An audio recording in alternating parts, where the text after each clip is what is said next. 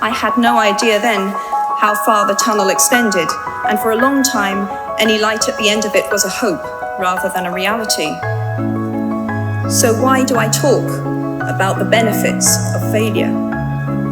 Simply because failure meant a stripping away of the inessential. I stopped pretending to myself that I was anything other than what I was, and began to direct all my energy into finishing the only work that mattered to me.